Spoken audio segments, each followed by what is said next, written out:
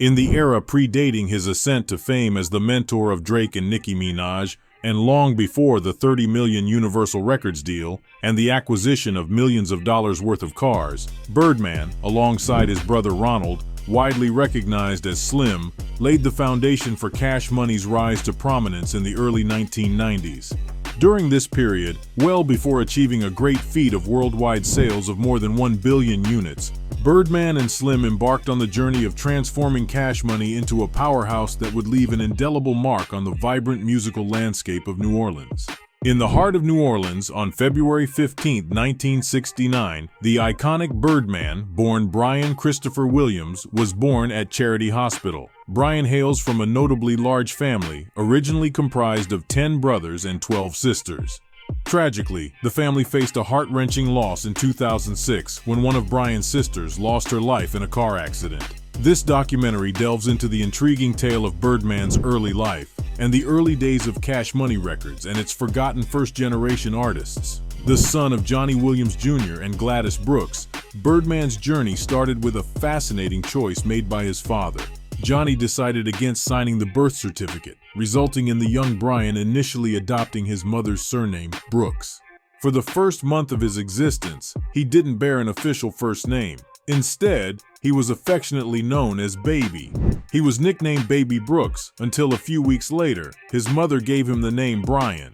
But since he was already been called Baby, it just stuck. Growing up, Birdman and his family resided above a bar owned by his father, Johnny Williams. He was a retired soldier and also operated several small businesses in the vibrant city of New Orleans.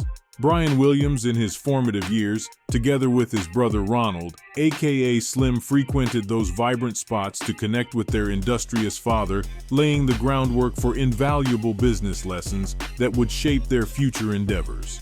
From an early age, the Williams siblings imbibed the ethos of self-employment, instilled with the principle of taking charge, doing things independently, and forging their own paths as true entrepreneurs.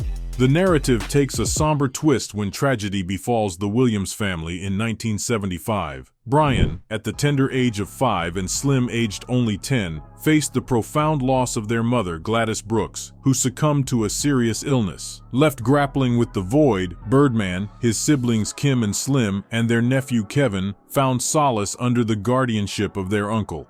Following the passing of Birdman's mother, his uncle briefly assumed responsibility for Birdman, his brother Slim, his sister Kim, and their nephew Kevin. They briefly relocated to Prince George, Canada, before returning to New Orleans to be with their father. However, upon their return, they found themselves placed in childcare due to the absence of a legal guardian. When Baby and Slim were born, Johnny didn't sign their birth certificates, so upon their return to New Orleans, the Child Care State Department took them since there was no anyone legally registered as their parent after the death of their mother. They were put in a boys' home care for 2 years.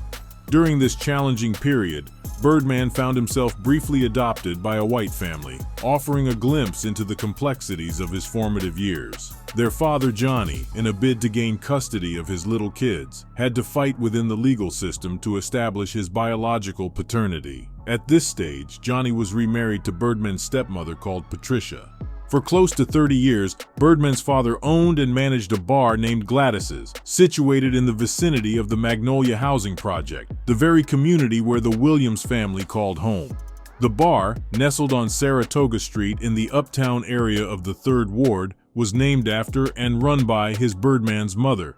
The bar operated for 24 hours a day and would attract people from all walks of life: hookers, narcotic dealers, pimps, robbers, and so on. The perils of their home environment came sharply into focus when Birdman's father fell victim to a non-fatal gunshot wound during an attempted robbery at the family's bar, all transpiring while the children were present at home. On that fateful day, 4 people entered the bar and tried to rob Johnny Williams before going away. Subsequently, Johnny made the decision to purchase a new residence on Valence Street in uptown New Orleans, specifically in the 13th Ward, where he relocated with his children. During this phase, Brian forged a deep connection with his stepbrother, Eldrick Wise, who possessed a penchant for the unconventional. With Johnny often preoccupied running his businesses to support the expansive family, Eldrick assumed the role of mentor to Baby, imparting the skills needed for street survival and navigating the intricate life of a hustler.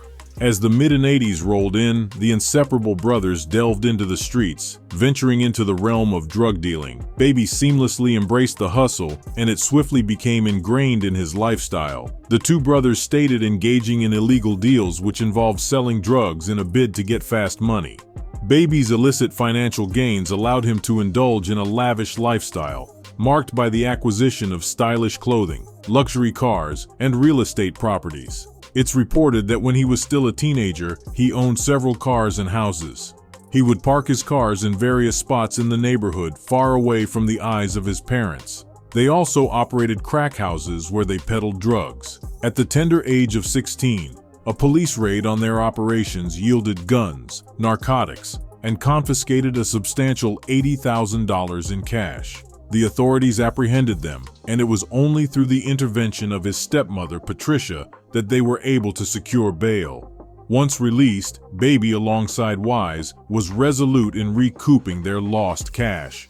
However, their determination led them back into trouble. After a mere 2 weeks, they ventured to the St. Thomas projects for another score and found themselves apprehended by law enforcement, resulting in a rearrest. Brian "Baby" Williams faced a sentence of 3 years with a 5-year suspended sentence. He served 18 months behind bars before being acquitted of all charges. This period of incarceration served as a turning point for him, as he recognized that a life behind bars was not the path he wanted to pursue. Determined to change his trajectory, Birdman began the journey towards a different, more positive life. After being released, they continued dealing drugs, but tragically, Eldrick's fate took a grim turn. He went missing and was unfortunately found dead. The case is still unresolved until today. After the death of his brother Eldrick, Baby was determined to carve out a legal path for his livelihood, distancing himself from the allure of street life. Redirecting his energy, he concentrated on strengthening his bond with his brother, Ronald "Slim" Williams, renowned for his composed and easygoing demeanor. Together, they delved into the real estate business in New Orleans, buying and selling properties. This venture marked a significant departure from their previous illicit activities, signaling a commitment to a legitimate and prosperous future. The brothers' foray into real estate became a pivotal chapter in their journey, laying the foundation for their later successes in the music industry. In the late 1980s, as the rhythmic beats of hip-hop emanated from its Bronx origins, New Orleans emerged as a vibrant hub, embracing and propelling this genre forward. Initially, local producers and record label owners, seasoned in other music genres, explored the realms of hip-hop. However, a fresh wave of talent soon entered the scene, bringing a new energy to the city. Among the pioneers was Kevin "Ms.Tee" Tucker Ventry, an early bounce artist who captivated the city in 1991 with his distinctive rap style, characterized by chanted refrains and the innovative use of core samples as the foundation for the backing music. Take Four Records took the lead as the first record label specializing in bounce music, becoming a pivotal force in the genre's evolution. Recognizing a lucrative opportunity on the horizon, the Williams brothers saw a potential avenue to achieve legitimate wealth. The initial spark for the idea of starting a rap label came from Baby's younger brother, Eldrick, who harbored dreams of becoming a rapper before his untimely passing. United in their vision, Baby and Slim formulated a plan during this period to fuse bounce music with New Orleans dance culture, envisioning the production of extraordinary records that would resonate with the local scene. Baby, already a known figure in the streets, brought his street credibility to the venture, while Slim leveraged the business skills acquired from their father. Together, their collaboration marked the genesis of a journey that would eventually lead to the establishment of a music empire, reflecting their combined passion for the art, entrepreneurial acumen, and a deep understanding of the cultural landscape in which they operated. In the early stages of their venture, the Williams brothers initiated an extensive recruitment effort. The first artist to join their ranks was Kilo G, who, at the age of 15, recorded an album with CashMoney Records in 1992. This young artist, with remarkable talent, crafted an album titled The Sleepwalker, produced by Roland Smith, also known as Big Ro.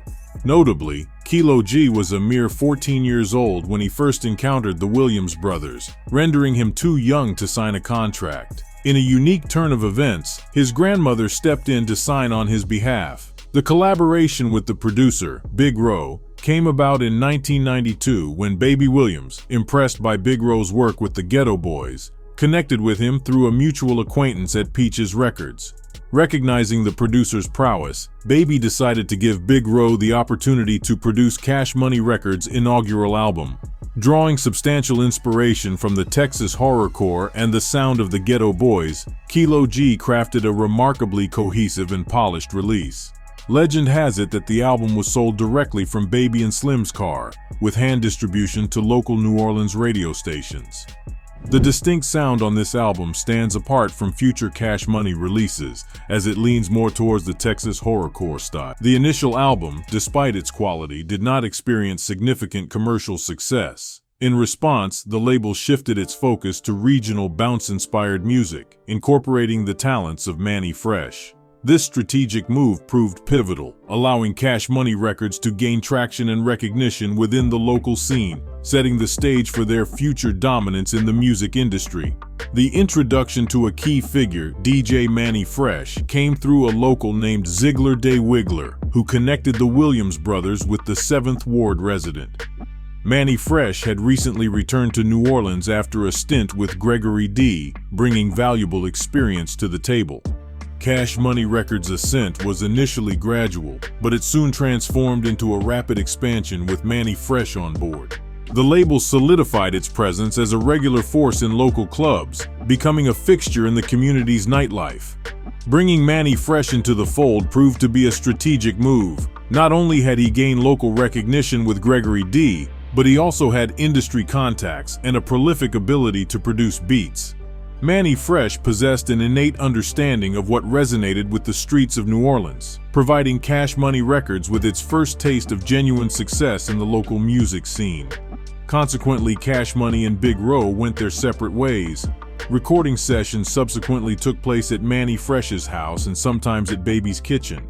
Fresh, a brilliant and prolific beatmaker, showcased a remarkable ability to tailor his approach to accommodate any voice or subject. Mannie Fresh's versatility and commitment played a crucial role in shaping CashMoney Records' evolving sound. In the subsequent year, CashMoney Records continued its meteoric rise, attracting a diverse roster of artists eager to collaborate with the rapidly ascending label. Among the notable additions were Edgar Pimp Daddy Givens, Lil Slim, Alonzo Mr. Ivan Newton, Trishul Ms.Tee Williams, Renetta Magnolia Shorty Low Bridgewater, and Baby himself, who at the time was recording with his 32 Golds crew under the moniker B32. Additionally, two trios, Projects Most Wanted and UNLV, Uptown Niggas Living Violent, joined the growing family of artists under the CashMoney banner. Let us explore some of the early CashMoney Records artists. Mikal Lil Slim Pettis is rapper hailing from the 17th Ward in Holly Grove, New Orleans, Louisiana, initially found a home on CashMoney Records, signing on for his first 3 albums. Lil Slim embarked on his rap career as a young teenager, making a name for himself as a dynamic performer in New Orleans nightclubs. During this era, DJs would record live performances on tape, distributing the recordings. Baby and Slim, having obtained one of these tapes featuring UNLV and Soulja Slim, were impressed with Lil Slim's talent and promptly offered him a deal. Lil Slim went on to make history as his song became the first CashMoney Records song to be played on radio. The track, titled Bounce Slide Ride, was part of the album The Game Is Cold, which was recorded in Baby's kitchen. Mannie Fresh, known for his exceptional beats, contributed to the production of this groundbreaking album. Lil Slim drew inspiration from West Coast artists such as Snoop Dogg and Ice Cube, shaping his distinctive musical style. He not only released solo albums, but also made notable appearances on other projects, including a feature on Birdman's, then B32 track, I Need a Bag of Dope. Lil Slim's influence extends beyond his own music. He played a crucial role in identifying and introducing a young Dwayne Carter, who would later become known as Lil Wayne, to Baby and Slim when Wayne was around 10 years old. Initially, Lil Slim had plans for Wayne to work under him and rap on his songs. But a pivotal moment occurred when he invited Wayne to an autograph signing session. at a local record store. It was there that he introduced the budding talent to the Williams brothers. Additionally, Lil Slim played a part in bringing Juvenile to Baby's attention. Juvenile would eventually sign with CashMoney Records, albeit after Lil Slim had departed from the label in 1995 following the recording of his third album, Thuggin' and Pluggin'. Financial disagreements served as a major catalyst for Lil Slim's departure from CashMoney Records. UNLV, standing for Uptown Niggas Living Violent, holds the distinction of being the first rap group to ink a deal with CashMoney Records in 1992. Much like Lil Slim, the group's journey began with performances in local clubs, where DJs recorded live shows and distributed the tapes.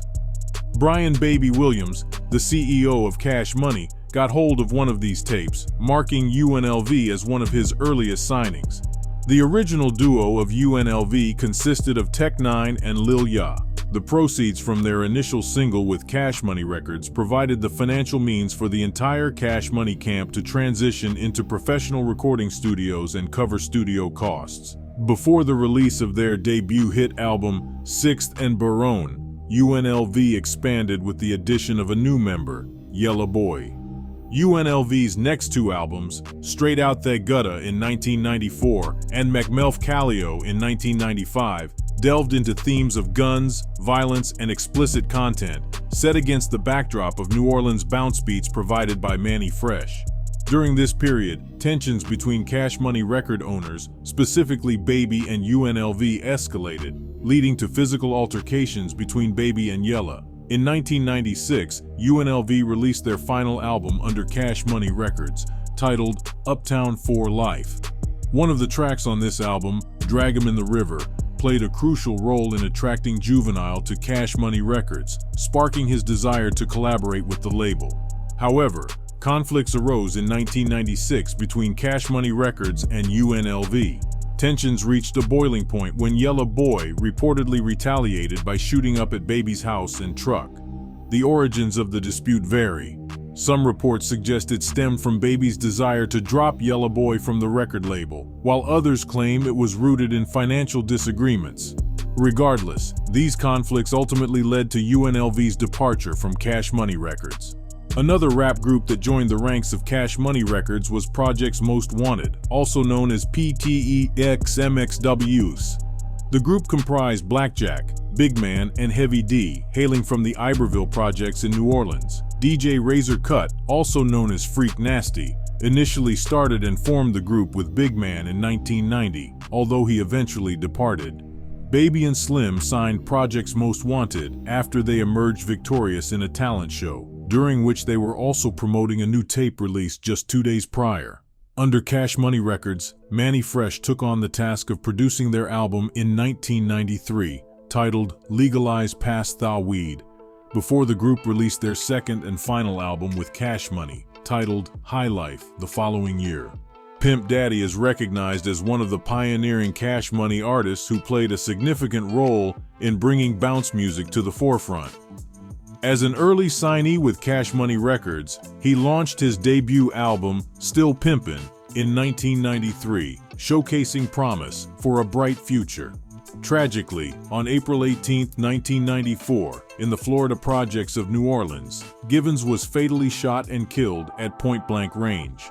The circumstances surrounding Givens' death led to speculation about a musical love triangle. Rodney Temple was charged with life in the murder of Givens. During his time at CashMoney, Givens was reportedly in a relationship with labelmate Ms.Tee, but at the time of his death they had separated. A day before he was brutally murdered, he had an argument with his ex, wherein he was reported to the police for breaking in her house. On the day he was shot, tensions had escalated when Givens got into an argument with a supposed girlfriend's brother, resulting in him being shot in the face and killed at the young age of 18. A year after his untimely death, Givens' second album, Pimpin' Ain't Easy, was posthumously released in 1995, serving as a testament to his impact on the burgeoning bounce music scene. Alonzo Mr. Ivan Newton, a rapper hailing from the 9th Ward in New Orleans, had a brief but impactful stint with CashMoney Records during its early days. Growing up, he found himself entangled in a life of crime, leading to several encounters with the legal system.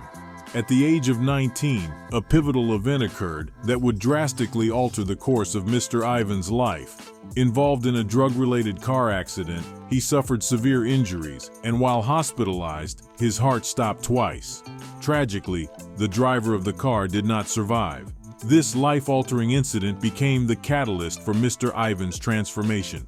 At the age of 20, he made the decision to channel all his energy into music. CashMoney Records provided Mr. Ivan with an opportunity, and in 1994, he recorded an album titled 187 in a Hockey Mask before eventually departing for Bangin' Records. This period marked a significant chapter in Mr. Ivan's journey as he shifted from a troubled past to pursue a career in the music industry. In the early 90s, Trishul Ms.Tee Williams made a notable entrance onto the New Orleans music scene.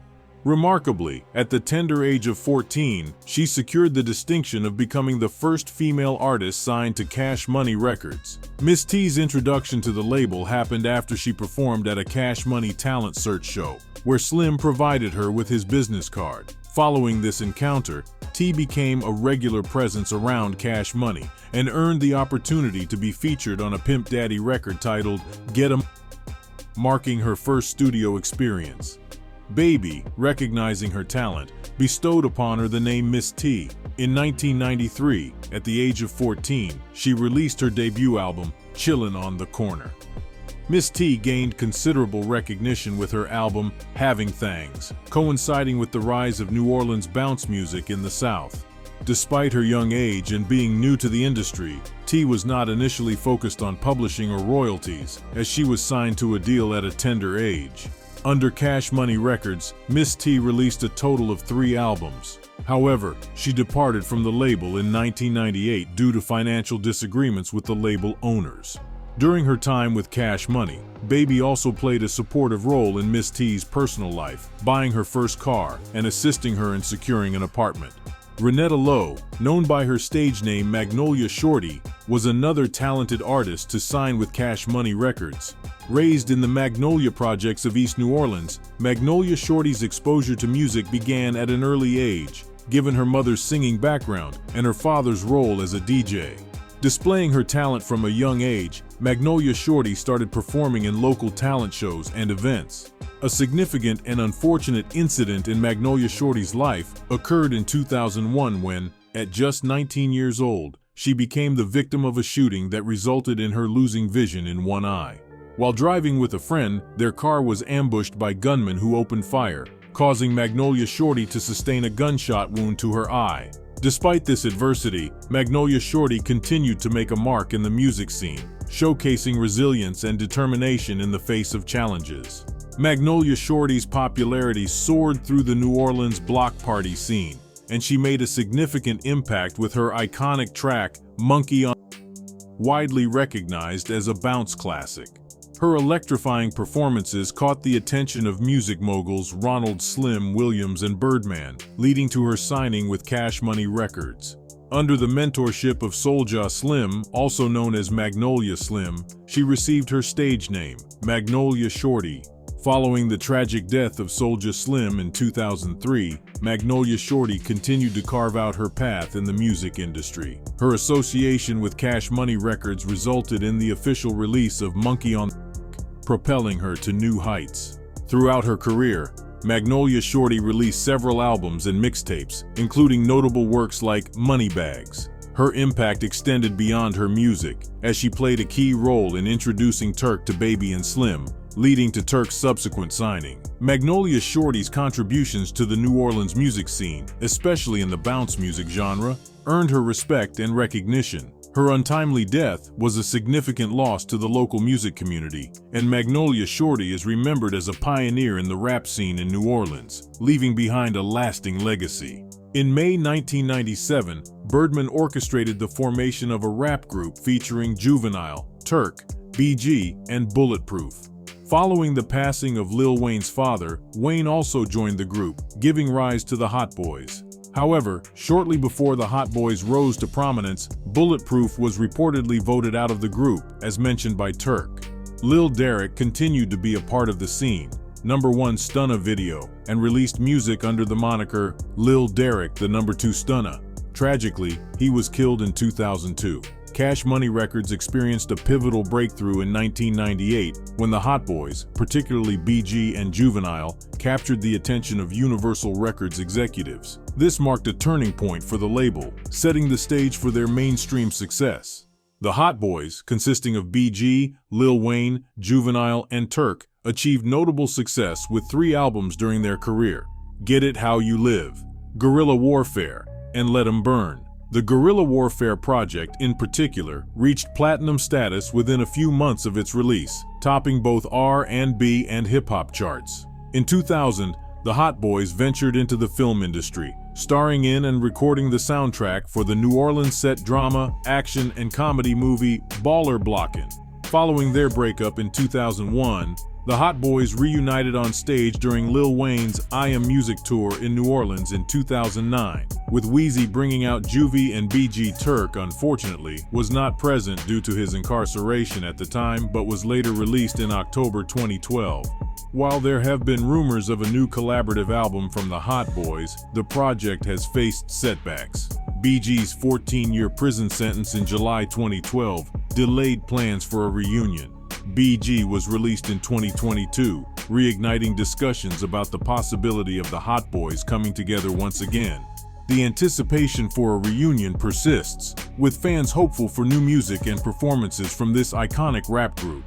During a transformative period in CashMoney Records, the label faced significant challenges, including the untimely deaths of rappers Kilo G, Pimp Daddy, and Yellowboy from UNLV. Additionally, Mr. Ivan and Lil Slim, who had discovered Lil Wayne in elementary school, departed from the label.